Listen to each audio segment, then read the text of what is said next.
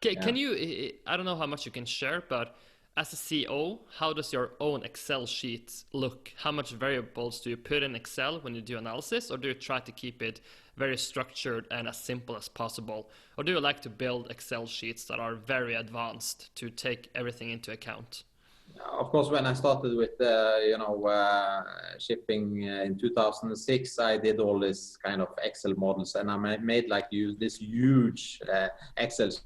And my boss, who's the CFO in Knutsen today, said, "You are the Northwest European champion of Excel." And I had these huge sheets. You could calculate everything, and you updated one variable, and you change your budget and stuff like that. But today, I think it's more simple stuff, basically back of the envelopes. You can get lost in all the details. You have a couple of variables. Your cash break even, the rates, how long can you endure low rates, and then kind of the return on capital, both return on your assets and return on the equity. So fairly simple. Today it's no more than one sheet.